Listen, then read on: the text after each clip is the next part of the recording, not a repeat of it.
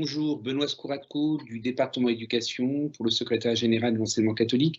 Ce soir, nous nous retrouvons pendant une petite heure pour un webinaire qui va porter sur la question du grand oral, mais qui va aussi élargir plus largement cette problématique, puisque l'idée, ça va être de penser à la fois comment le grand oral éclaire l'apprentissage de l'oral aujourd'hui de l'école jusqu'au lycée, mais effectivement, on n'est pas que dans le grand oral, puisque le propos qu'on va aborder pourra s'appliquer aussi bien sur le grand oral pour le lycée général, que pour le lycée technologique, mais aussi la question du chef-d'œuvre au niveau du lycée professionnel. Donc si la formulation de certaines vignettes sont plus axées sur le lycée, c'est normal puisque nous sommes dans une présentation qui résulte du travail mené par le pôle lycée qui travaille cette question-là depuis maintenant 3 ans et qui avait déjà commencé à le travailler au tout début de la mise en place et les premiers textes de la réforme du lycée. Donc on a effectivement une logique qui va plutôt être de réflexion autour de la question de l'oral et effectivement ce rapport au grand oral. Alors, si on est justement sur cette question du grand oral, et si on a formulé notre webinaire de cette façon-là, c'est qu'on ne veut pas enfermer l'approche de l'oral à la seule question du grand oral, puisque le grand oral, ce serait presque l'arbre qui cache la forêt, et notre problématique, ce serait de voir comment on peut faire de l'oral qui ne se réduise pas uniquement à une simple opération de l'examen, ni une simple préparation de l'examen, mais constitue un véritable objet d'enseignement qui soit l'affaire de tous. Puisqu'on se rend compte que dans l'école aujourd'hui, au collège et au lycée, on a des pratiques de l'oral assez courantes, on a des pratiques de l'oral assez constantes, mais est-ce qu'on a réellement un enseignement de l'oral? Est-ce qu'il y a réellement une didactique de l'oral qui est mise en place de façon consciente, pensée, mesurée et repérable? C'est ça la question qu'on va essayer d'aborder ce soir. On se dit aussi que l'oral s'enseigne, qu'il existe bien une didactique de l'oral, qui induit un apprentissage qui est tout au long de la vie.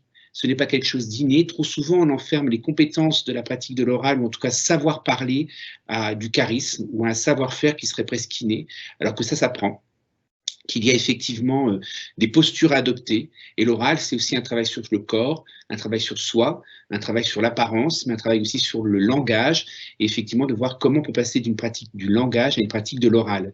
Cette affaire, elle est bien la question de tous dans une communauté éducative, puisque donner la parole et travailler sur la parole et préparer l'oral, c'est aussi s'intéresser à la place de la parole des élèves à l'école, au collège et au lycée.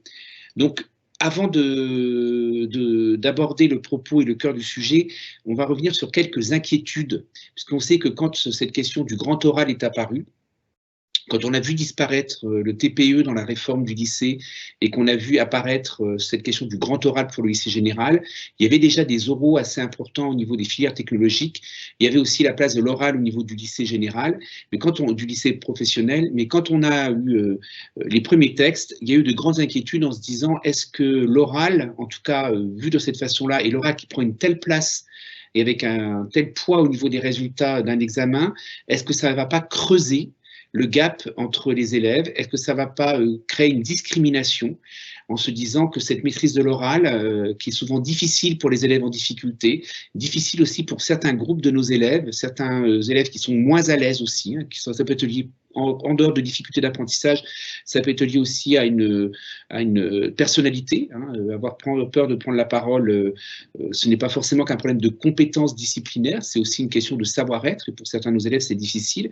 Et la question a été de se dire, mais mon Dieu, est-ce que, effectivement, ce grand oral, ou en tout cas une pratique de l'oral inscrite comme ça dans les examens, est-ce que ça ne va pas discriminer encore plus les élèves, puisque avant, effectivement, les examens étaient beaucoup sur une pratique de l'écrit, et en rajoutant cette pratique de l'oral, est-ce qu'on ne va pas renforcer encore ces difficultés? Et alors, en préparant ce webinaire, j'ai relu l'ouvrage de Françoise Dolto, Tout est langage, et je suis revenu sur une petite phrase qui me semblait intéressante alors cet ouvrage n'est pas particulièrement passionnant, mais il y a une petite remarque, celle que je vous ai portée sur cette diapositive, hein, c'est l'éducation est obligée de penser, d'armer les enfants pour une vie dont nous ne savons pas ce qu'elle sera, qui est en train de changer constamment, et ceci déjà depuis le début du siècle. Alors on sait que quand Françoise Dolto écrit ça, elle l'écrit au XXe siècle, là, nous sommes au XXIe siècle, ces compétences de l'oral, elles sont très importantes. Nous sommes dans une société de l'oral, même si l'écrit est très présent, mais la communication orale est très importante, et on sait que cette capacité à se dire, à dire les choses, à décrire les choses, c'est quelque chose qui s'apprend, et c'est pas si évident que ça pour nos élèves, et si effectivement on n'accompagne pas les enfants et les jeunes qui nous sont confiés dans une pratique de l'oral raisonnée, dans un apprentissage de l'oral, on manquerait certainement cette éducation qui permettrait de préparer nos jeunes à un avenir qui change sans cesse. Donc, les avertissements que Françoise Dolto donne dans cet ouvrage, elle dit bien à un moment donné que comme tout est langage, savoir dire et savoir se dire, c'est essentiel. Et l'école, elle doit permettre ça aussi. Tout le travail qui est fait dans certains de nos établissements sur savoir dire ses émotions, savoir gérer les émotions et dans la communication non violente contribue aussi à cette question de la pratique de l'oral. Un autre point sur une autre inquiétude qu'on pourrait avoir, alors là, elle est plutôt effectivement sur une réalité qu'on a dans l'enseignement et l'éducation française, surtout au niveau du lycée et au niveau du collège, c'est souvent de modéliser un enseignement par rapport à l'épreuve finale. Souvent, on a, par la répétition, ou par une obsession effectivement de bien faire et de bien préparer les élèves à l'examen, on risque d'enfermer un apprentissage uniquement dans les seules modalités de l'exercice qui est proposé à l'examen. Et il ne faudrait pas que ce grand oral, cette présentation du chef-d'œuvre pour les élèves qui sont au lycée professionnel et l'oral en filière technologique, ce grand oral aussi en filière technologique, tel qu'il est proposé, défini par les textes officiels, soit la seule pratique d'oral qui soit proposé, ou le seul objet qui soit travaillé au niveau de l'oral, avec une didactique, avec une réflexion. Ce qui est intéressant, en fin de compte, dans cette mise en place, cette insistance de l'oral dans la réforme du lycée, c'est d'éclairer quelque part, en tout cas d'amener un focus sur cet apprentissage de l'oral et de se dire à un moment donné, mais quelle pratique de l'oral avons-nous dans nos établissements? Quelle évaluation de l'oral avons-nous? Et entre les deux, effectivement, quel apprentissage proposons nos élèves qui repose sur quelle didactique? Et souvent, effectivement, ce serait intéressant de se rendre compte que les compétences à l'oral, elles visent aussi d'épanouir les compétences du jeune pour se dire le monde, avoir une parole critique qui soit étayée et référencée et être capable de justifier ses propos. Et ça renvoie, quand on a préparé, la première fois qu'on avait travaillé sur l'oral au niveau du pôle lycée, on avait choisi cette phrase de l'abbé Pierre pour introduire les propos d'une fiche qu'on a réalisée, que je vous ai mis en bibliographie à la fin de ce diaporama et que vous pourrez consulter par la suite, c'est que la responsabilité de chacun, elle implique deux actes, vouloir savoir et oser dire.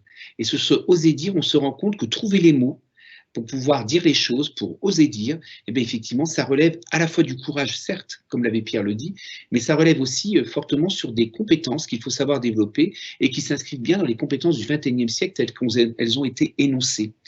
Alors, ça nous renvoie quand même à cette problématique qu'on a travaillé sur l'oral depuis un certain temps au pôle lycée. Alors, le propos que je tiens ce soir, il est l'écho d'un travail qu'on fait sur le long terme. Il est l'écho aussi de pratiques de formation qu'il y a pu avoir sur l'oral, de sessions de formation interdiocésaines qui ont été proposées autour de l'oral. Donc, vous voyez sur cette diapositive, il y a la référence à la fiche que le pôle lycée a produite au début pour essayer de mettre en place une première réflexion didactique autour de l'oral, travail qu'on avait fait avec Brigitte Lancien, qui est intervenu sur plusieurs diocèses et qui intervient à l'ISFEC, excusez-moi, Île-de-France et aussi l'ISFEC Tours, justement autour de cette question de l'oral, de la pratique de l'oral, aussi bien au niveau de l'école, du collège et du lycée. Et puis on a travaillé dernièrement, mi-septembre, avec l'association Dictalion, qui est une association de didacticiens du français, mais aussi plus largement des pratiques et des compétences qui sont liées à l'oral et à l'écrit dans toutes les disciplines, et qui nous a accompagnés justement pour venir sur des présupposés et des références qui vont étayer le propos que je vais tenir devant vous ce soir. Donc, on se rend compte que cette question de l'oral, elle est présente dans la préparation de la mise en place de la réforme, souvent un peu tardivement. Ça aussi, c'est une inquiétude qu'on peut avoir, c'est qu'on a eu un tel travail pour mettre en place cette réforme, il y a une telle révolution autour du choix des spécialités, une telle difficulté à mettre en place l'organisation technique de la classe de seconde et de la classe de première. Il y a eu aussi cette année très particulière qui a été amputée presque d'un semestre l'an passé, qui n'a pas permis forcément de rentrer dans cette préparation du grand oral qui pouvait commencer en classe de première, qui s'est travaillé certainement à distance, et peut-être que l'usage des visios et peut-être que l'usage de l'enseignement à distance a permis aussi ces pratiques de l'oral sur lesquelles il faudrait revenir et travailler avec nos élèves pour voir ce qu'on a développé comme compétences. Mais effectivement, se dire que cette question de l'oral, pour cette année, risque de se travailler sur un temps court pour les élèves qu'on accompagne en terminale, qui sont au cœur de la réforme. Mais notre objet de ce webinaire, c'est bien justement d'ouvrir une réflexion de fond qui pourrait être travaillée dans nos établissements et dans nos réseaux pour voir comment effectivement on pourrait repenser cette approche de l'oral un petit peu sur le long terme et se dire que là, on va travailler peut-être dans l'urgence cette année, mais qu'il va falloir avoir un travail plus détaillé, plus long, pour réfléchir à une problématique et à une didactique de l'oral qui irait au-delà de la seule préparation de l'oral et qui touche aussi bien l'école, le collège et le lycée. Alors, on vous propose un webinaire en 3 temps, je dis bien le « on » puisque je me fais l'écho d'une parole collective et d'un travail concerté. On va travailler déjà dans un premier temps sur un temps de contextualisation. On verra ce que vise le grand oral, mais aussi concrètement, effectivement, un petit peu ce qu'il attend. On verra après des notions et des références qui touchent l'oral et la didactique de l'oral, et des pistes, alors en sachant qu'on est dans l'ordre de la proposition, puisque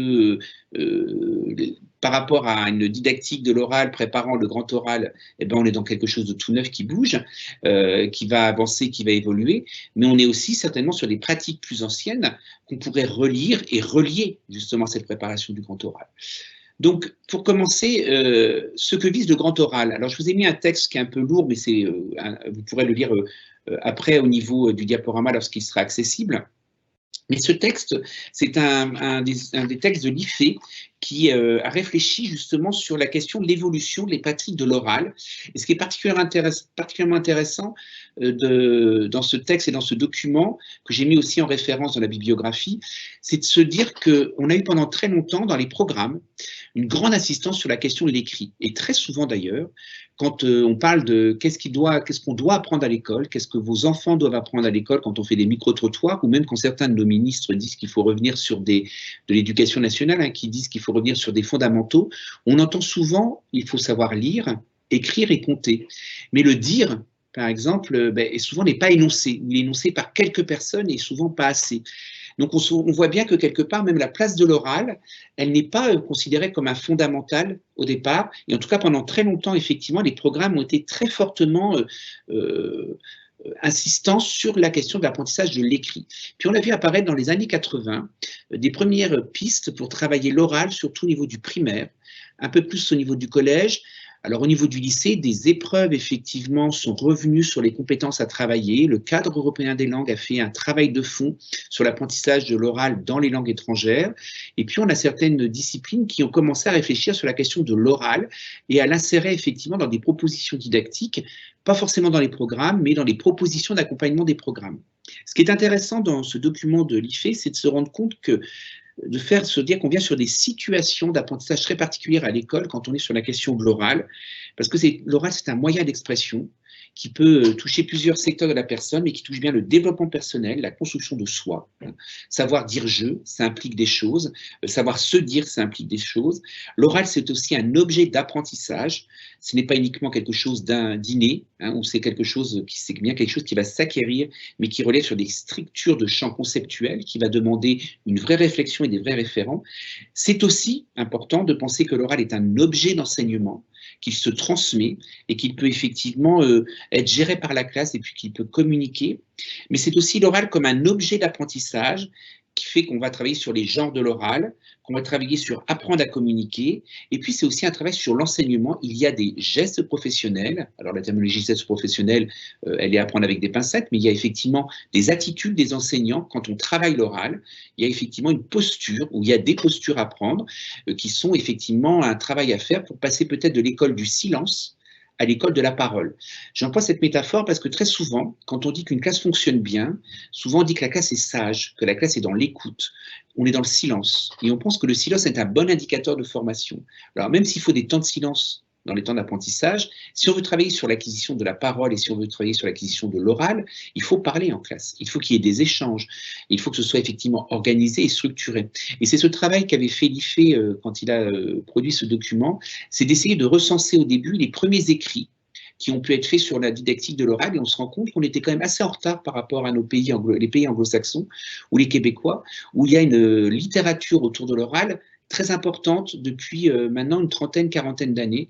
Nous, on était un peu plus en retard et là, ça y est à bouger. Il y a des écrits et il y a des références qui commencent à être intéressantes. Par exemple, cet ouvrage que je vous propose ici, que j'ai mis aussi, une didactique de l'oral du primaire au lycée, qui est un ouvrage qui est intéressant, qui propose des pistes, mais effectivement, c'est de se dire que cet ouvrage pose la question de conception d'un curriculum qui va du collège au lycée, mais on pourrait intégrer aussi qui va du primaire au lycée, qui est indispensable si l'on veut faire du grand oral un facteur d'égalité des chances. Effectivement, si on travaille sur le long terme, si on travaille sur une progressivité, si on est effectivement sur une complexification progressive vers des oraux qui sont de plus en plus longs, pas forcément notés, hein, mais effectivement une pratique de l'oral de plus en plus importante, de plus en plus fluide et de plus en plus intégrée dans les propositions de cours, on aura effectivement un rapport différent à l'oral et on pourra proposer aux élèves quelque chose de plus structurant et surtout de plus structuré comme enseignement et qui aura du sens pour eux.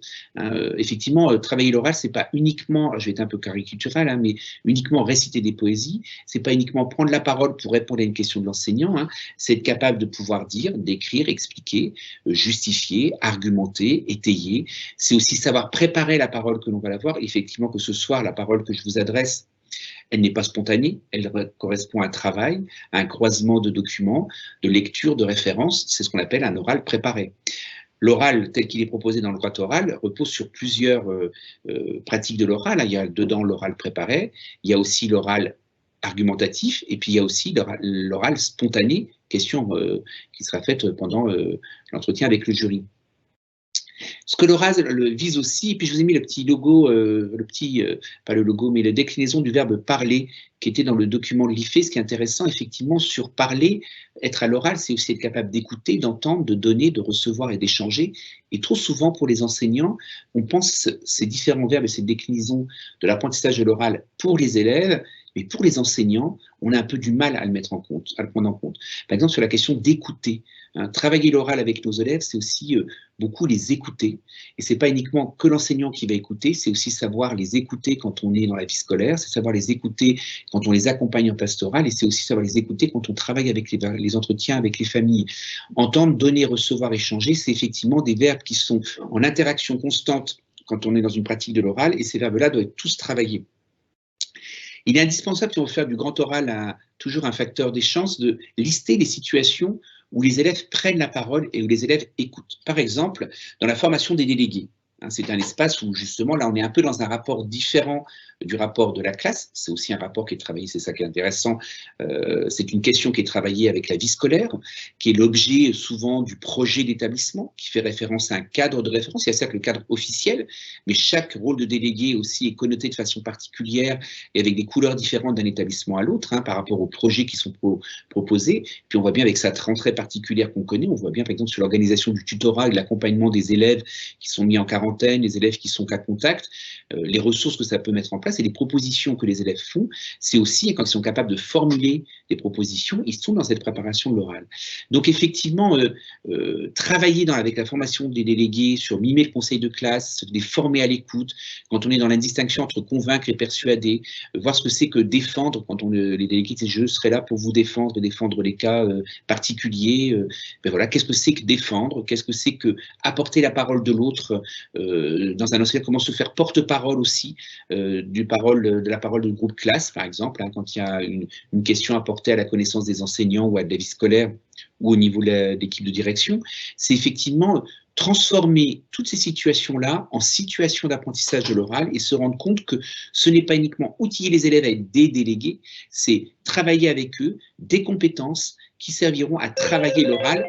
Et donc cette question, ce que vise le grand oral, c'est dégager les espaces-temps, car travailler l'oral est coûteux en temps. C'est vrai qu'effectivement, si on veut prendre en compte une didactique de l'oral et proposer l'oral, c'est assez complexe. Et effectivement, il faut prendre du temps. Et quand on travaille avec 35 élèves en classe, c'est complexe et ça demande effectivement un temps d'aménagement, de cibler les temps par lesquels on va travailler. Et là, on est bien dans une didactique et dans une construction d'une progression.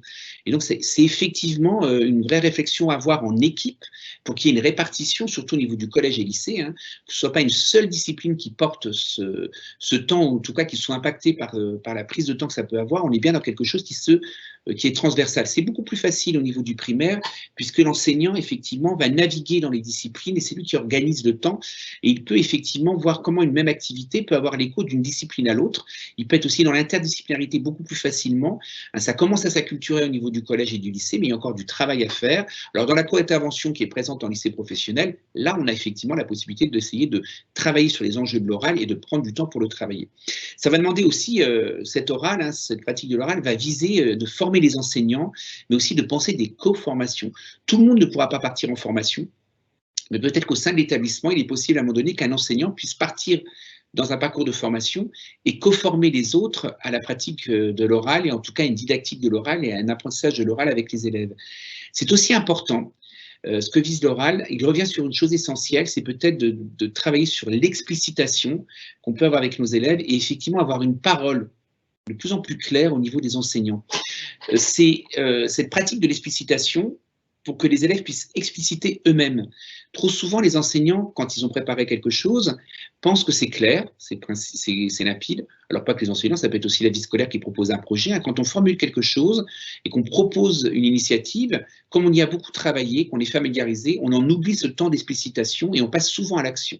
Passer par cette phase de l'explicitation, ça va permettre effectivement de travailler, de familiariser les jeunes que l'on accompagne, justement à une pratique pour expliciter les choses et pour expliquer, pour mettre en lumière qui n'est pas le même process qu'argumenter. Donc, on en revient ici à un point qui va être important, justement, c'est de revenir sur des notions de référence qu'il y a derrière, ce sera le deuxième temps de notre propos, de voir que derrière l'oral, il y a des notions, il y a des références, et en fin de compte, il y a déjà un premier paradoxe. On sait qu'il y a dans l'enseignement, au niveau de l'école, et comme du collège et du lycée, une omniprésence de l'oral. On passe beaucoup par la parole, et des fois, il y a une place très envahissante de la parole des enseignants qui amène le silence de l'élève. Et ce que j'évoquais tout à l'heure, quand je disais cette école du silence vers une école de la parole, et puis d'une parole qui serait partagée, ou en tout cas une parole en partage, avec un échange, une interaction, ce serait de se dire à un moment donné que par moment, effectivement, on puisse sortir de ces balanciers, tant de paroles et tant de silence, qui prennent des fois trop de temps et qui occultent la parole de l'autre. Donc effectivement, si on est sur la pratique de l'oral, on se rend compte qu'il y a plusieurs oraux et qu'il y a plusieurs pratiques de l'oral et qu'il faut bien les distinguer et que quand on va travailler les activités avec nos élèves, savoir référencer à quel type d'oral ça porte. On a déjà en premier lieu l'écrit oralisé. C'est un écrit qui est préparé, qui est travaillé avec des normes linguistiques précises, avec une habitude, par exemple comme l'exposé ou la chronique radiophonique. On a structuré, on fait quelque chose qui est travaillé et qui est rédigé et on va le faire passer ensuite à l'oral. Et là, c'est effectivement pas du tout la même pratique que l'oral, même que l'oral qui est préparé. L'oral préparé, c'est un peu différent que l'écrit oralisé.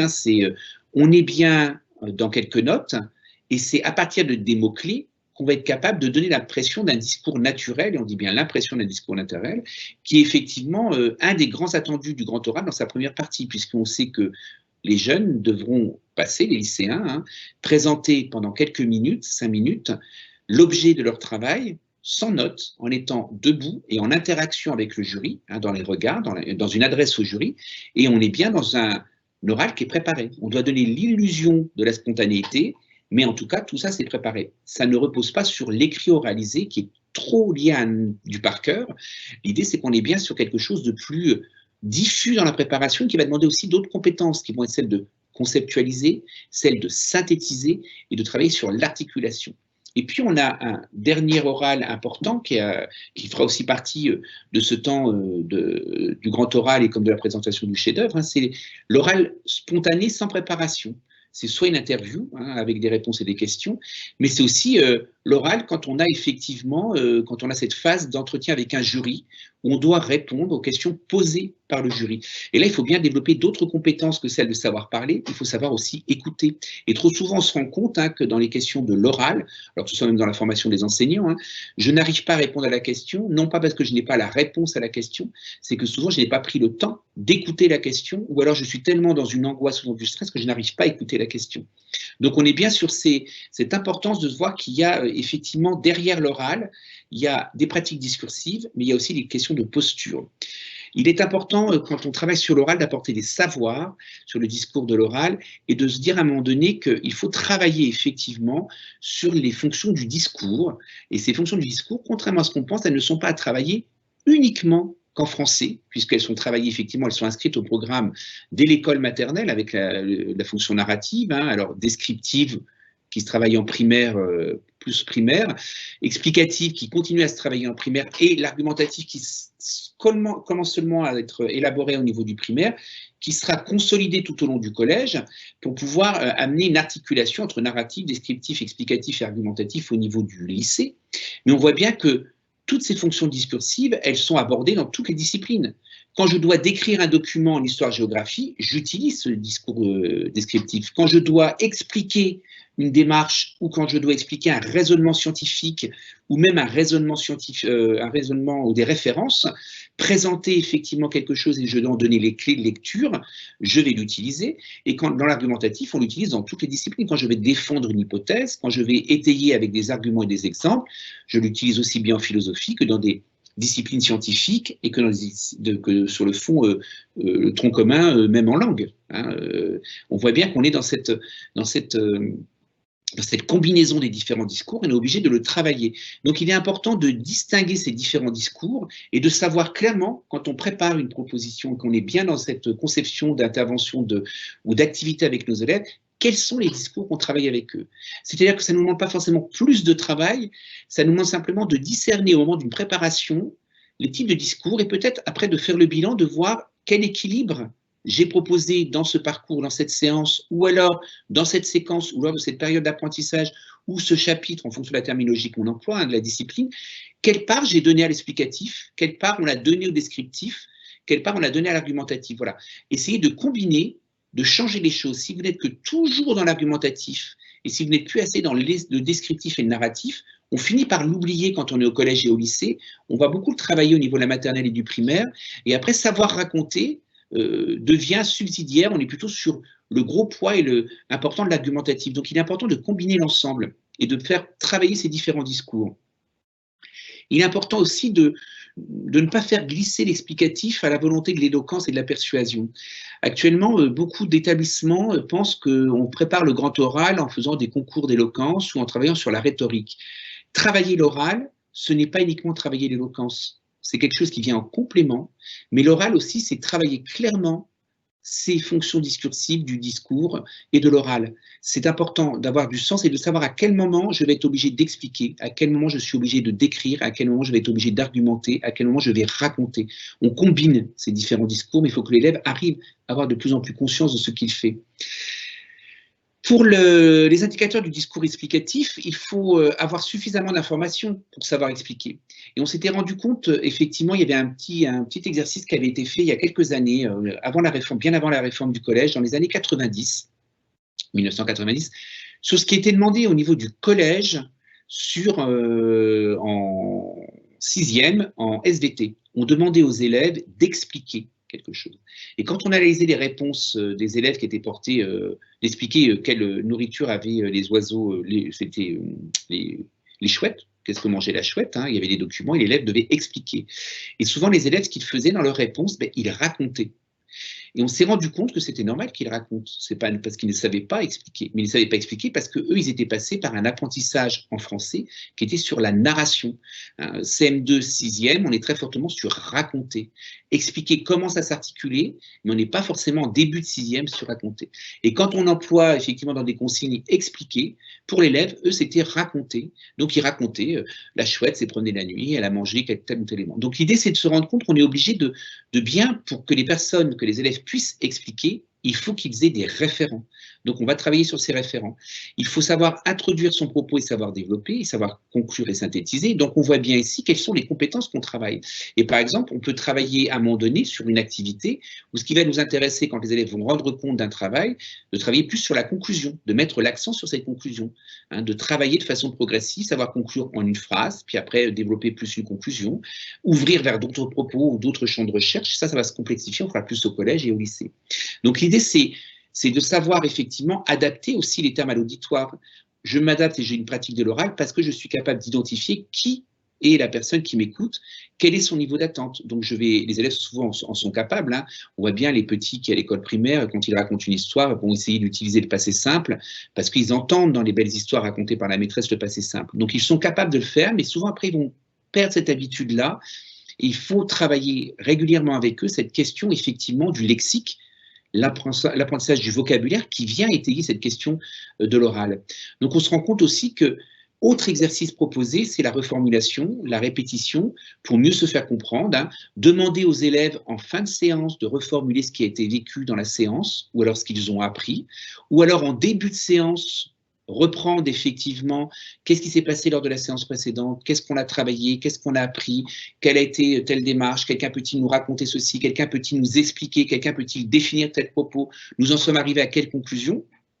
Le fait de passer par ces reformulations, passer par ces exercices de synthèse ou ces exercices de conclusion vont permettre aux élèves régulièrement de prendre la parole et d'être capables de passer par ces opérations mentales.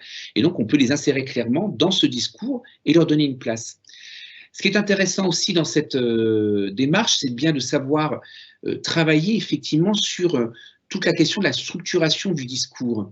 Enchaîner son discours de façon logique, travailler sur les connecteurs logiques, y faire attention dans toutes les disciplines et pas penser uniquement que dans les disciplines du français ou les disciplines linguistiques sur cette cohérence du propos.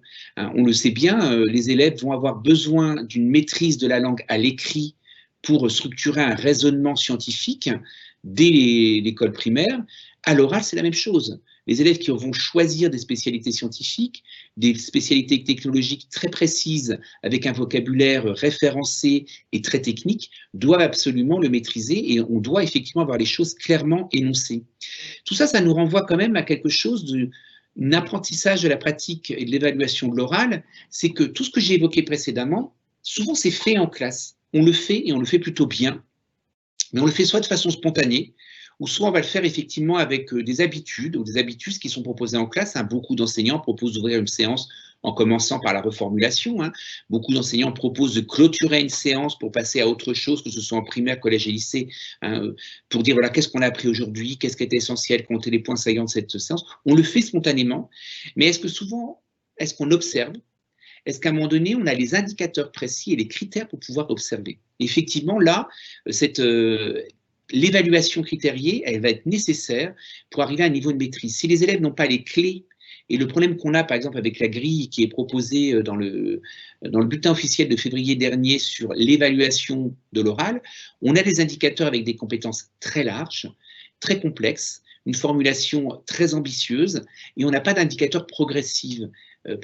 Il serait donc peut-être intéressant de travailler, et en tout cas c'est un travail certainement à faire, de travailler sur ces compétences, sur ces indicateurs et ces critères de réussite pour pouvoir travailler l'acquisition des compétences. Ça peut se faire en équipe. C'est une des premières étapes qui serait intéressante, partir de la grille d'évaluation telle qu'elle est proposée et de voir comment on peut la décliner entre la seconde, première et terminale dans un lycée, 6e, 5e, 4e, 3e au niveau du collège, et même chose au niveau du primaire. Voir qu'il y a certaines choses qu'on ne travaillera pas à tel niveau parce que, effectivement, les attendus des programmes et la formation des élèves ne correspondent pas à cette question-là. Donc, à ce niveau-là. Donc, l'idée, c'est de voir aussi ces critères. Il faut qu'ils fassent l'objet d'une explicitation. Quand on propose une activité, quand on propose même aux élèves en début de séance de prendre la parole pour reformuler, il est important de formuler les critères de l'exercice. Quelle est la consigne?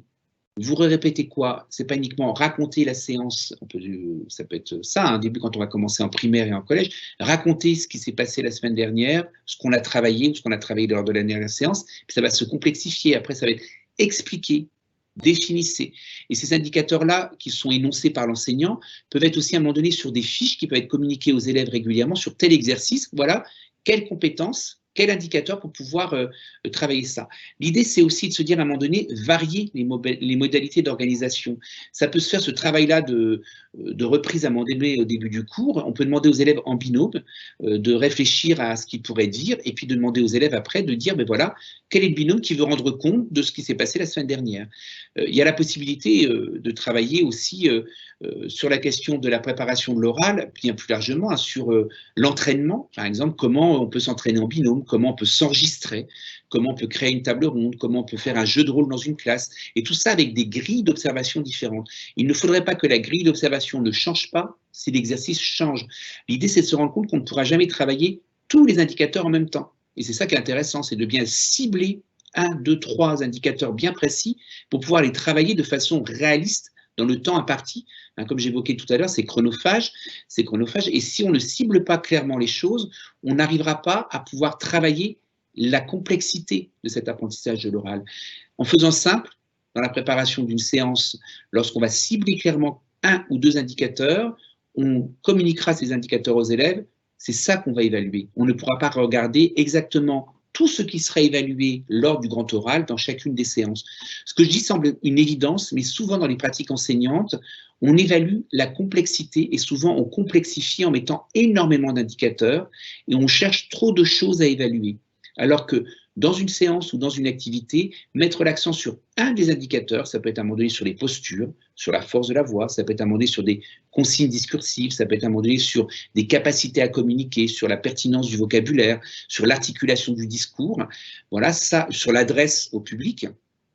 Cibler les indicateurs, c'est permettre aussi une simplification de l'apprentissage et à faire en sorte que les enseignants, surtout au collège et au lycée, qui doivent se répartir le travail, n'auront pas forcément tout à faire. Et effectivement, cette répartition-là, si elle se décide en équipe à un moment donné, sur cette période-là, on travaillera tel aspect, et ben on sait que c'est travaillé dans telle discipline, donc telle autre discipline travaillera plutôt la question de la voix, la question de la force de la voix, l'articulation, par exemple avec le théâtre qui pourra se faire travailler en français à un moment donné, ou en langue étrangère, ou la participation à telle expérience au niveau de l'oral qui pourrait être proposée, ou des concours qui sont proposés. Voilà, cette question-là, elle est de varier les approches, varier les démarches et les combiner entre elles en concertation pour voir si on a couvert effectivement toute la complexité des compétences à travailler, des indicateurs qui sont à travailler avec nos élèves.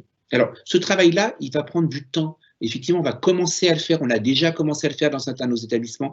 Ça se travaille depuis plusieurs années en collège et en primaire et en maternelle. Mais le faire en lycée, on va prendre ce temps, ça va s'acculturer, ça nous demandera effectivement de travailler ceci sur le long terme et de reprendre régulièrement nos copies pour affiner nos indicateurs. Ce qui est intéressant aussi, c'est de voir, de travailler sur des indicateurs qui vont permettre aux élèves, sur le discours explicatif qui est essentiel, trop souvent on est sur l'argumentation. Quand on parle de l'oral, on essaye trop de convaincre et de persuader, on en oublie cette étape qui est celle de l'explicatif. Et pourquoi on revient sur cette question-là de l'explicatif, enfin pas sur cette question-là, mais cette visée des discours explicatifs, c'est que c'est un bon objet à travailler et qu'en fin de compte, il y a pas mal de choses, des activités simples qui peuvent être proposées. Avoir suffisamment d'informations et savoir les expliquer, ça, un enseignant, il peut l'identifier par rapport à un point du programme qu'il travaille. Ou même, dans la vie scolaire, on peut savoir exactement par rapport au texte de référence, au projet d'établissement, on sait ce qui va être nécessaire pour pouvoir mener un projet avec les élèves. Introduire son propos, annoncer son développement, ça c'est des compétences. Conclure et synthétiser, choisir des thèmes adaptés à l'auditoire, reformuler, répéter pour mieux se faire comprendre. Ces éléments-là sont des éléments qui peuvent aider à avancer dans une réflexion et travailler cet aspect-là, effectivement, est beaucoup moins complexe que d'être tout de suite sur l'argumentatif. On va voir qu'ici on a des pistes concrètes pour essayer d'avancer et qu'on n'a pas une seule entrée possible. Avant toute chose, dans la situation dans laquelle nous sommes, et je dirais même, il faut être honnête, dans l'urgence dans laquelle nous sommes, il est nécessaire de faire un état des lieux de ce qui s'est vécu avant d'arriver en lycée. Souvent, on a cette, avec la mise en place des réformes, hein, on est toujours dans « il faudrait faire » ou « il va falloir changer les pratiques ». On est dans la politique de la table rase et on en oublie souvent ce qui se fait. Alors, il est important effectivement de diagnostiquer les pratiques qui se font en lycée pour pouvoir actuellement travailler la didactique de l'oral en lycée et surtout essayer de l'harmoniser entre les différentes disciplines et essayer de la travailler en interdisciplinarité puisque les élèves vont choisir de travailler sur des choses croisées. Donc, voir comment effectivement on peut croiser des compétences qui vont être liées à la pratique des discours, qui vont être liées à un domaine particulier qui est disciplinaire, savoir organiser son discours. Ça, il y a des pratiques. Mais c'est intéressant aussi de voir ce qu'il se fait avant. Trop souvent, on a l'impression qu'on part de rien, parce que les élèves en début de seconde sont souvent silencieux, ils ont du mal à se positionner, c'est nouveau. Hein, on a un rapport un peu à l'oral qui est un peu complexe, on commence à réexister en groupe. Donc, c'est un peu difficile. Donc, l'idée, c'est de voir qu'est-ce qui a été travaillé à l'oral au collège. Et on se rend compte que les élèves, quand on regarde les pratiques qu'il y a au collège, et la pratique de l'exposé, des comptes rendus, elle est assez courante. Et dans beaucoup de disciplines, il faudrait prendre appui sur ces pratiques-là. Et plutôt que de partir au départ, de se dire les élèves, ça va, on va recommencer. Non, non. Si on travaillait avec ces activités-là et qu'on essaye de faire travailler les élèves sur les représentations qu'ils ont de qu'est-ce que c'est qu'un compte rendu, qu'est-ce que c'est qu'un exposé, quelles sont les compétences à travailler, identifier avec eux les compétences liées à l'oral, carrément avec eux, par exemple, alors c'est les principes même de l'évaluation formatrice, hein, être capable de pouvoir étayer avec eux les indicateurs de réussite d'un bon exposé, les indicateurs de réussite d'un compte-rendu, l'oral, les indicateurs de réussite d'une bonne lecture à voix haute d'un texte, d'une lecture expressive et vivante. Voilà, ça, les élèves le travaillent au collège, et si on fait ça dès la seconde, en AP, quand on travaille ça avec eux, on se rend compte qu'on peut effectivement revenir sur cette richesse de ce qui a été travaillé et l'étayer et rentrer là dans une complexité, prendre un pas supérieur, effectivement, rentrer, le combiner avec les attendus du lycée. Proposer des formations qui vont être destinées à la communauté éducative dans son ensemble sur la didactique et sur l'apprentissage de l'oral, bien penser à ne pas faire effectivement une formation uniquement ou envoyer en formation que les professeurs de français ou les professeurs des sciences humaines, bien être dans un travail en interdisciplinaire et se dire qu'est-ce que c'est qu'enseigner l'oral, se mettre d'accord sur cet objet-là. Sensibiliser par des actions à l'établissement, effectivement, l'ensemble des enseignants sur la nécessité qu'on est tous dans cet apprentissage, l'implication de tous. Donc, ce n'est pas uniquement faire une grande journée pédagogique où on va expliquer les principes de l'oral. Non, non, c'est mettre vraiment au travail les gens sur un objet précis en disant, voilà, qu'est-ce qu'on peut croiser dans telle discipline, faire l'état, quelque part dans les collèges disciplinaires, faire l'état des lieux, des pratiques discursives, des pratiques de l'oral. Alors, se rendre compte, ce n'est pas dire ceux qui le font plus ou moins, hein, se rendre compte des pratiques qui sont faites, les lister, identifier clairement les exercices qui sont proposés, pouvoir les confronter dans un temps de travail en interdisciplinarité et voir effectivement si à un moment donné, ils se combinent, voir des fois s'ils s'opposent, s'ils attendent des compétences qui sont similaires ou si à un moment donné, ils complexifient les compétences. Et c'est ça qui va être intéressant, c'est de voir comment on va pouvoir passer à cette vitesse supérieure, de sortir de l'apprentissage et de l'oral uniquement dans le champ disciplinaire, mais être bien dans l'interdisciplinarité, puisque les élèves sont capables de croiser, enfin, doivent croiser des savoirs, des compétences lors de grands orales qui passeront. Autre piste possible, c'est de proposer des ateliers. Ne pas enfermer effectivement l'oral uniquement dans la seule pratique des séances de cours, proposer effectivement des ateliers aux élèves sur un livre, un film, sur l'actualité, décrypter l'actualité, par exemple, ça peut se proposer aussi bien au collège, au lycée et même au lycée professionnel, hein, faire réagir les élèves à des documents complexes, travailler sur les paradoxes, et effectivement mettre en avant une compétence transdisciplinaire, croiser histoire par exemple et actualité, croiser des données scientifiques, le contexte dans lequel nous sommes actuellement peut nous aider, hein, les questions sanitaires et les questions de liberté, voilà. Créer et travailler sur les paradoxes, amener effectivement des débats, amener une réflexion avec les élèves et ne pas être que sur les seuls objets disciplinaires. Alors ces ateliers, on peut les faire soit en dégageant du temps à un moment donné, hein, soit en banalisant des demi-journées ou quelques heures où on peut travailler et proposer ça aux élèves. Certains des établissements ont fait le choix, par exemple, de passer aux 50 minutes ou 55 minutes et de reprendre des heures et justement de proposer ces ateliers-là de prise de parole, de probité de parole avec les jeunes, ou autrement sur des heures qui sont fléchées sur l'AP en seconde et première terminale, hein, l'apprentissage de l'oral peut devenir un objet de travail sur cette AP, et justement que l'AP ne soit pas uniquement consolidation des apprentissages disciplinaires, mais effectivement qu'on soit sur le transdisciplinaire, de la seconde à la terminale, et puis travailler l'apprentissage de l'oral et travailler le contenu, le fond et la forme du grand oral, plutôt effectivement en terminale. Seconde et première, on va travailler sur cette progression d'apprentissage, de pratique de l'oral, prise de parole, réaction à un document, formulation d'hypothèses, reformulation d'hypothèses, éloquence, exercices de rhétorique qui viennent après tout ça. Et ensuite, effectivement, en terminale, travailler plus effectivement sur l'objet, le contenu même de l'épreuve, qui soit le grand oral de filière générale ou technologique, ou la présentation du chef-d'œuvre pour le lycée professionnel. L'idée aussi, c'est de voir les points de vigilance, se dire à un moment donné quand même que le grand oral, ça reprend le propos que je pouvais avoir au début, hein, n'est pas une fin en soi, que le grand oral demande effectivement un apprentissage, et c'est ça qui est intéressant. Quelque part, que l'élève réussisse son grand oral, c'est génial, c'est important. Mais, et puis qu'il puisse avoir un bon score qui lui permettra de gagner des points, parce que c'est quand même le coefficient est important. Mais nous, ce qui nous intéresse, et je dirais l'enseignement catholique, hein, c'est de se dire aussi qu'un élève préparé à l'oral et une didactique de l'oral, c'est quelqu'un qui sera capable de dire ce qu'il ressent, de dire le monde qui l'entoure, d'exprimer les choses et d'être capable de défendre, de se défendre, de prendre fait et cause pour des choses auxquelles il croit, d'être capable de s'affirmer, d'être capable de rencontrer l'autre et de capable d'échanger avec l'autre. Donc l'idée, c'est bien de sortir de ce qu'on faisait jusqu'à maintenant, qui était souvent très formaté, hein, et effectivement qui peut à un moment donné proposer des pistes qui soient uniquement sur préparation uniquement de l'épreuve. Il faut qu'on sorte de ce qu'on faisait avant. Il faut penser que le grand oral ne se prépare pas que sur un temps court, il se prépare bien sûr tout le long de la formation, de la scolarité, mais aussi doit permettre à l'élève de pouvoir affronter la suite de sa scolarité, de sa formation, certes disciplinaire, professionnelle par la suite, mais sa formation aussi personnelle. Savoir prendre la parole, ça sert dans tous les domaines.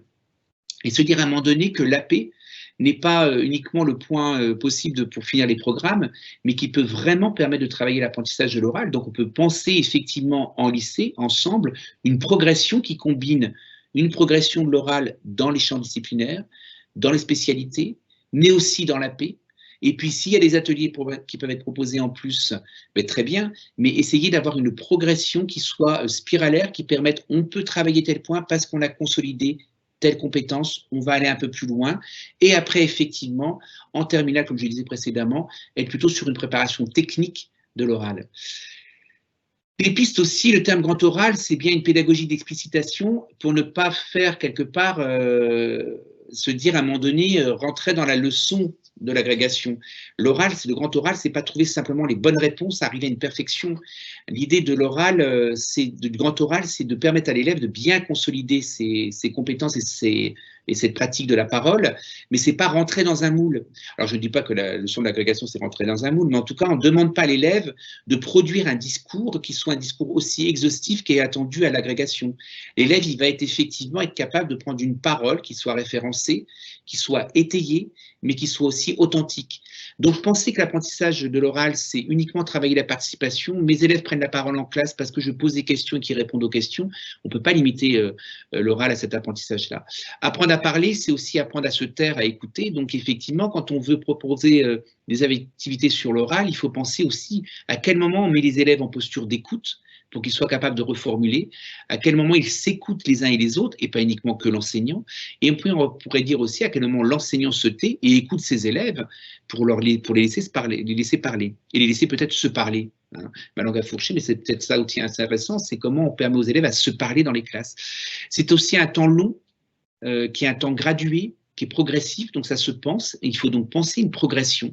Hein, c'est pas uniquement penser à préparer le grand oral dès la classe de seconde, c'est penser à l'apprentissage de l'oral en vue de la préparation du grand oral pour pouvoir devenir compétent au niveau de l'oral. Mais préparer l'oral, c'est aussi savoir écrire. Hein. On sait très bien que je sais lire parce que je sais dire, je sais écrire parce que je sais lire, et je sais lire parce que je sais écrire. Tout ça, ça se combine. Hein. L'oral n'est pas un palliatif à l'écrit, c'est quelque chose de concomitant et qui se construit de façon simultanée. L'oral sincère et authentique va être différent de la théâtralisation. Hein. On est bien sur quelque chose qui est mesuré, quelque chose qui résonne chez la personne et quelque chose qui est référencé. L'idée aussi, c'est de se dire, ce qui est important, c'est comment préparer les jeunes qui n'ont pas de projet d'orientation à la dernière partie de l'oral lorsqu'il y aura un entretien sur leur choix d'orientation, sur comment leur projet, sur leur parcours à venir. Comment se dire à un moment donné, est-ce que c'est dramatique s'ils n'ont pas de projet bien défini, ou s'ils ont fait des choix d'orientation qui soient effectivement, ils se sont donné du temps en se disant, voilà, je passe par tel parcours, j'ai fait le choix de passer par telle formation parce que ça me donne du temps pour pouvoir définir et encore affiner mon projet. Pensez aussi à ça.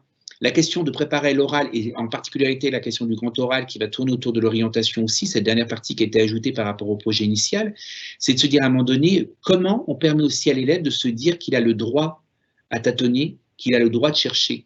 C'est ça aussi la préparation du grand oral. Alors, mon propos s'arrête ici. J'ai parlé beaucoup. Vous trouvez ici la référence, des références des ressources que j'ai utilisées et que nous avons utilisées pour pouvoir vous proposer ce webinaire. Maintenant, je vous invite à poser des questions. Je pense que vous avez pu en poser pendant le temps de parole que j'ai pu avoir. Désolé pour le téléphone tout à l'heure. Maintenant, je vais laisser la parole, et justement, comme on est sur l'oral, plutôt que de se faire envoyer par écrit les questions, j'ai demandé à Catherine Udala, qui a recensé vos questions, de pouvoir me communiquer les questions que vous pouvez avoir et les remarques que vous pouvez avoir. Alors Catherine. Alors effectivement, nous avons déjà une dizaine de questions, il nous reste 10 minutes pour y répondre. Donc Benoît, première question, dans une situation exolingue, comment d'après vous travailler l'oral? Alors là, c'est très complexe. Quand je dis c'est très complexe, c'est pas que c'est impossible, hein, mais on est sur cette démarche-là, il y a justement dans le document de l'IFE a fait des recherches autour de ça. Il y a des pistes qui sont données. Ce qui est important, c'est d'être respectueux, je pense, de la parole et de la langue de chacun, et de pouvoir combiner. Alors, je suis en train de chercher comment répondre à une question aussi complexe aussi rapidement. C'est-à-dire que là, tout ce que j'ai énoncé, comme indicateur ou comme point de repère, c'est effectivement doubler la difficulté ici, c'est travailler sur l'explicitation. Il me semble qu'un des leviers là, c'est, j'ai bien insisté sur la question de l'explicitation, hein, et Brigitte Lancien, avec qui on a travaillé, et l'association Didactylion est bien revenue sur cet enjeu-là, c'est effectivement par l'explicitation qu'on va pouvoir permettre à la personne de pouvoir être capable par la suite elle-même de passer par l'explicitation. Donc là, il va falloir rassurer, il va falloir cadrer, il va falloir cibler les actes de parole, les actes d'activité au niveau de l'oral, et qu'on soit sur quelque chose de très étayé qui va se combiner au fur et à mesure. Alors, je ne sais pas si j'ai apporté une réponse très précise, mais il me semble que si elle n'est pas assez précise, elle demanderait un long développement, et en tout cas des références beaucoup plus précises que celles que je donne. Mais je pense que l'explicitation, là, ici, est essentielle. Catherine, une autre question? Une autre question de Christophe cette fois. Y a-t-il, selon vous, des établissements qui ont placé l'oral au cœur de leur projet éducatif? Ce travail ne peut être réalisé qu'en équipe et non à la marge pour inculturer le jeune. Alors, la remarque, elle est géniale, puisqu'il y a une question dedans, et puis après, il y a des convictions qui sont posées. Donc, tout à fait, on a quelques établissements, alors plus des collèges. Hein, on sait qu'au sein du groupe du pôle collège, on a plusieurs collèges qui ont fait le choix, alors de prendre, plus que d'avoir mis l'accent sur l'oral, ils ont mis l'accent sur la parole et la place de la parole au sein de l'établissement. Et ce qui est très intéressant, c'est que souvent ces établissements-là, qui ont travaillé sur la parole et sur l'oral par la suite, donc parce qu'en créant des espaces de parole, des espaces de probité de parole, d'échange de la parole, ils travaillent ces compétences. Et quand on va dans ces établissements-là en immersion, et qu'on rencontre les élèves, que ce soit les délégués par exemple, ou simplement les élèves qu'on croise sur la cour, on se rend compte que ces élèves, même s'ils viennent d'univers totalement différents, ils sont capables de s'adapter à la personne qui arrive, et quand on leur pose une question, à prendre le temps d'écouter la question et de répondre. Et on voit bien l'impact que ça peut avoir. Et souvent, effectivement, les établissements qui travaillent de cette façon-là, c'est systémique. C'est à la fois un projet d'équipe, c'est un projet d'établissement, mais c'est aussi derrière ça une façon de regarder l'autre, parce qu'on pense que derrière l'oral, c'est la parole de chacun, et derrière la parole de chacun, il y a la personne. Et on est bien là sur un enjeu essentiel, c'est comment effectivement l'apprentissage de cet oral et cet apprentissage de la parole permet à l'individu d'exister. Et ça renvoie au texte que j'évoquais au début de Françoise Dolto dans Tous les langages. Hein. Apprendre à dire et à se dire, c'est apprendre à exister. Et les établissements qui travaillent et qui ont mis au cœur de leur projet la parole et l'apprentissage de l'oral, ils sont bien dans cette logique-là. Oui, donc on a quand même quelques établissements, et je suis d'accord avec la deuxième remarque de l'équipe. Hein. Si on veut vraiment avancer, et on peut toujours rêver, hein, il me semble qu'il faut qu'on soit ambitieux, hein, c'est que nos lycées ont besoin de travailler en équipe pour pouvoir avancer autour de cette question de l'oral, et d'une didactique de l'oral qui soit vraiment au service de l'apprentissage et des personnes, et pas uniquement de la seule préparation d'une épreuve. Une autre question, Catherine?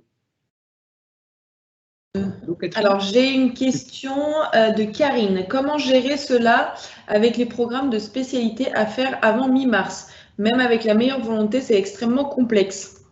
Alors, ben justement, Karine, ça repose sur cette logique, hein, c'est de penser qu'on ne peut pas faire cette opération mentale qui serait, alors j'emploie le mot, qui serait stupide, hein, de penser que, alors je ne dis pas que la question est stupide, hein, mais si on est dans un pilotage, on doit faire attention justement comment aider les enseignants qui enseignent les spécialités actuellement au lycée de ne pas être les seuls détenteurs de la préparation du grand oral. C'est bien par un travail en équipe et en interdisciplinarité, et fait que dans chaque discipline, je pense par exemple dans le cours de PS, hein, quand on demande aux élèves de rendre compte de quelque chose, de constituer une équipe, d'être capable d'argumenter leur choix pour constituer une équipe, on travaille les compétences à l'oral. Donc, c'est effectivement par un travail de listage des différentes activités, par quelque part une répartition, excusez-moi, ma langue a fourché, par une répartition des différentes activités possibles dans les différentes disciplines qu'on va pouvoir s'en sortir. Et là, peut-être que les profs de spé pourront, à un moment donné, à un temps précis dans une progression, glisser régulièrement des activités. Mais pourquoi pas combiner aussi dans la façon d'apprendre? Si on travaille sur une classe inversée à un moment donné, sur quelques séances dans une spécialité, les élèves vont préparer leur intervention en classe pour rendre compte de leur préparation avant, en classe inversée, et rendre compte et travailler sur l'oral pendant la séance de spécialité.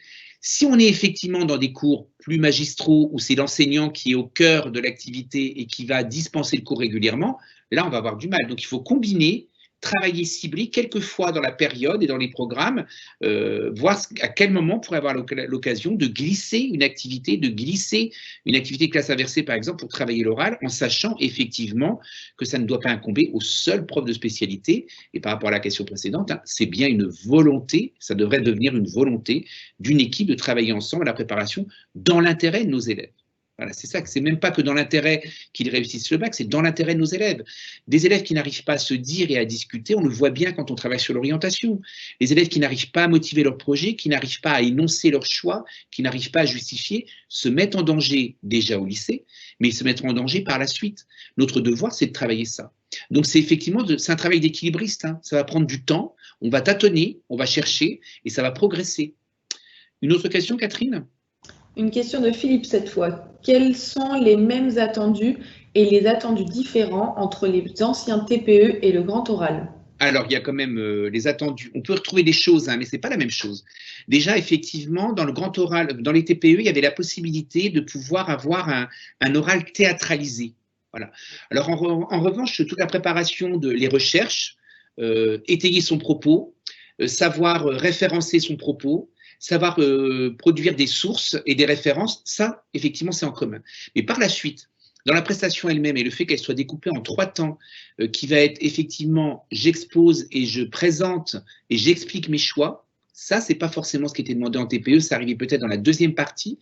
Le fait à un moment donné qu'il y ait eu un échange et qu'il y ait la présentation du projet d'orientation fait qu'on change un petit peu, enfin c'est pas qu'on change un petit peu, qu'on change radicalement du TPE qui était sur un croisement de disciplines, on répondait sur un champ bien précis. Là, ce qui est encore plus complexe, c'est que les élèves vont devoir se définir eux-mêmes les problématiques encore plus fortement parce que dans les champs des disciplines qui sont beaucoup plus larges, des spécialités qui sont beaucoup plus larges que ce qu'on avait quand on avait des thèmes. Avant, travailler sur des thèmes. Là, ils vont travailler sur l'ensemble des programmes d'ESP et ils ont même la possibilité de combiner plusieurs SP. Donc, on est dans une démarche beaucoup plus complexe. Donc, on y retrouve certains éléments avec le TPE, mais ce qui arriverait en plus du TPE, c'est effectivement la question de l'oral authentique autour du projet d'orientation, la question de l'échange qui doit se passer après et en fin de compte, dans les indicateurs, le jury ne doit pas évaluer la compétence de la recherche de l'élève, mais il doit évaluer des compétences à l'oral, savoir prendre la parole, savoir s'adresser. C'est ces compétences-là qui sont évaluées. On ne doit pas invalider un oral lorsqu'il serait évalué parce que le contenu nous semblerait moyen ou peu intéressant. C'est les compétences que l'élève a à l'oral et d'une pratique de l'oral qui vont être évaluées. Alors qu'au TPE, on évalue aussi le contenu. Voilà. Et le propos. Voilà. Je ne sais pas si je suis assez clair, mais il y a bien une distinction entre les deux épreuves. Il y a des choses qui se retrouvent, mais on est quand même sur un outil qui est un peu, enfin pas un outil, un objet d'apprentissage qui est différent, qui repose réellement fortement sur une pratique et une didactique de l'oral, alors que le TPE, effectivement, ne reposait pas sur les mêmes référents au niveau de l'oral. Une autre question, Catherine ? Question de Stéphane. Comment voyez-vous le rôle des parents dans cet apprentissage ? Alors, le rôle des parents, il est important. C'est effectivement, on en a parlé quand on a travaillé au niveau du pôle lycée, quelle est la place des parents et comment on peut combiner avec la place des parents. Sur la vie scolaire, on se rend compte à un moment donné comment on peut travailler sur l'oral. On se rend bien compte que dans les familles, et ça c'est important, où il y a ces temps d'échange. J'ai eu un entretien il n'y a pas si longtemps avec des parents qui se disaient que pendant le confinement, ils prenaient un temps, pendant le temps du repas, où ils se racontaient ce qu'ils avaient appris dans la journée. Et ça allait du tout petit jusqu'à celui qui était un élève de seconde ou de première que moi j'avais en classe en première. Et c'était intéressant parce que les parents s'étaient rendus compte qu'à un moment donné, leur petit qui était à l'école primaire, il arrivait plus facilement à expliquer ce qu'il avait appris dans la journée, alors que leur fils qui se trouvait en classe de première, il avait beaucoup plus de mal à être capable de formuler les choses. Et là, c'est intéressant, ils ont travaillé avec nous en disant, mais nous, ce qui nous intéresse, c'est que tu nous expliques ce que tu fais. Pas uniquement que tu as une visio avec un tel, mais qu'est-ce que en contenu tu as travaillé. Et ils se sont rendus compte qu'en le faisant régulièrement, eh ben, ils ont commencé à affiner et spontanément, leur fils a commencé à leur dire tiens, j'ai travaillé sur tel texte, tiens, je suis intéressé par Diderot, tiens, j'ai lu une page de Thomas More. Il y a eu ces échanges-là qui sont arrivés. Par l'échange au niveau de la famille, hein, on sait bien que la démocratie participative, qui est de plus en plus présente dans le modèle éducatif français aujourd'hui, hein, prendre des décisions ensemble, choisir un lieu de vacances ou simplement choisir un lieu de sortie, justifier ses choix, expliquer pourquoi on veut aller à telle exposition, on veut aller voir tel film, ça, c'est effectivement aussi important. Prendre la parole et écouter ses enfants, les parents, ça c'est important. Parler de l'orientation ensemble et des choix en disant pas je veux que tu fasses ça ou il serait bon que tu fasses ça. Écouter, étayer, argumenter, échanger en famille, ça c'est important. Et effectivement, une pratique de l'oral en famille est aussi important. Alors, on ne va pas demander aux parents d'avoir des grilles d'indicateurs, on n'est pas du tout la même chose, hein, mais avoir ces temps d'échange, ces temps de parole, ces temps d'écoute, c'est des temps qui permettent d'avancer et de progresser aussi au niveau de l'apprentissage de l'oral. Une autre question, Catherine ? Alors, il est 6 heures et il nous reste 4 questions. Est-ce qu'on prend le temps de répondre ou tu répondras par mail, Benoît? Rapidement, une question. Alors, compte tenu de l'urgence en terminale, quelles sont les pistes à privilégier? Alors celle-ci, elle est évidente. Il va falloir très, très vite être capable de pouvoir se mettre d'accord en équipe. Ça, c'est important, interdisciplinaire, pour se répartir le travail. Dans tout ce que j'ai expliqué avant, quels vont être les objets travaillés par les uns et les autres, et faire un état des lieux de ce qui se fait déjà, ce qui s'est fait en classe de seconde et en classe de première, et quels sont les impératifs et les urgences à travailler pour ne pas mettre les élèves en difficulté en terminale. Une autre question ? Il semble difficile de bien préparer les élèves compte tenu du temps imposé par les programmes lourds en spécialité. Comment faire? Alors ça reprend la même question qui était dite avant, donc que Karine avait posée, hein, ce que je dis, c'est vraiment en étant sur le travail en équipe, et justement ne pas penser que même si les spécialités sont le support du grand oral pour le lycée général et technologique, hein, c'est pas uniquement elles qui préparent à l'oral. Là, c'est la question sur laquelle je reviendrai. Je serai intraitable sur ce point-là. Si on reste sur cette logique-là, il est évident que ce sera intenable pour les enseignants de spé et pour les élèves. Quid des techniques de prise de la parole, respiration, résonance de la voix, posture, physique, prise de confiance en soi, etc. Alors, quiz, c'est pas un quiz, c'est évident. Tout à l'heure, quand j'ai évoqué la question des ateliers, alors, il me semble que maintenant, c'est important de commencer déjà dès le collège, mais on le fait déjà en Quid, primaire. Benoît. Voilà, pardon, excuse-moi, quid. Quid. Il est important de l'intégrer dans les fameux ateliers que j'évoquais tout à l'heure. Hein. Il est important d'introduire au sein de l'apprentissage de l'oral, mais de la maternelle jusqu'au lycée, ces fameux temps d'atelier sur la respiration, la prise de parole, la force de la voix, travailler sur les questions de l'éloquence. C'est des choses qui doivent se faire progressivement et qu'on doit introduire soit en atelier ou soit à dans telle ou telle discipline. Ça peut être travaillé en français quand on fait du théâtre, ça peut être travaillé en anglais quand on va travailler sur la lecture expressive, ça peut être travaillé, je sais pas moi, dans certaines disciplines quand on a vraiment identifié, et ça c'est travailler sur une progression. C'est essentiel de le travailler. Le corps dans l'oral est important, la place du corps et de la parole et de la diction et de la respiration est importante, on doit l'intégrer, on le travaille aussi, temps de respiration en EPS par exemple, c'est intégré et on peut le transférer au niveau de l'apprentissage de l'oral. Et la dernière question, comme ça on aura tout traité. Alors, je suis désolée, il en reste 2 du coup, mais rapidement. Pensez-vous pertinent de travailler l'oral par des activités associant collégiens et lycéens? Je pense à la spontanéité de certains élèves de 6e. Alors, pour les groupes scolaires qui ont la possibilité de travailler entre collège et lycée, il me semble que ce serait génial comme idée. C'est une très bonne piste et ça pourrait être intéressant. Je sais que moi, j'avais travaillé dans le passé dans un groupe scolaire où il y avait collège et lycée et les élèves de collège qui étaient souvent bien plus à l'aise à l'oral venaient présenter, ne serait-ce que savoir faire un exposé. Je me rappelle d'élèves de 4e qui étaient venus en classe de seconde et de première présenter leur exposé et expliquer comment ils avaient fonctionné pour faire cet exposé-là de façon aussi aisée et agréable à écouter, et ça avait servi aux élèves. Donc effectivement, ce type d'échange là, c'est génial, et ça reprend la première question qui avait été, une des premières questions qui avait été posée ou énoncée, hein. C'est bien un travail d'établissement et un projet commun qui fait qu'on peut avancer, et là, c'est une très très bonne piste à prendre en compte. Et la dernière cette fois, certes, l'AP n'est pas destinée à boucler le programme et la préparation du grand oral ne doit pas être reléguée au dernier mois de l'année de terminale. Mais quand on sait que les spécialités seront évaluées le 15 mars, cela ne pose-t-il pas un problème d'organisation? Alors, si, ça pose un problème d'organisation, si, ça pose un problème de priorité. Il y a des choix à faire, des choix à opérer. Attention, les programmes sont à travailler, certes, mais il y a aussi un gap énorme entre les programmes, les attendus de l'épreuve. des épreuves qui vont être dans chacune des spécialités, bien voir que les programmes, effectivement, ils ont un horizon toujours extrême. Les programmes français sont toujours excessivement ambitieux. Nous avons des choix opérés. Nous avons aussi des libertés pédagogiques à prendre. Et là, je dirais qu'il y a de la liberté de chaque enseignant de pouvoir être capable de savoir comment il va organiser le temps et effectivement comment combiner les choses pour pouvoir servir à un approfondissement et un accompagnement des élèves le plus pertinent possible. Nous sommes dans l'urgence. Là, il va falloir effectivement avoir des stratégies afin de combiner l'ensemble de toute cette complexité. Là, je n'ai pas de réponse parce que je suis dans la même situation. Moi, je suis enseignant aussi en lycée et je vois bien la difficulté, mais ça demande à un moment donné de savoir comment on va s'organiser et effectivement comment on peut travailler en équipe pour essayer de faire en sorte que ce ne soit pas une course contre la montre pour tout le monde et qu'on ne mette pas, qu'on n'asphyxie pas les élèves comme on les a asphyxiés l'année dernière dans le premier semestre avec des DST, des éléments comme ça.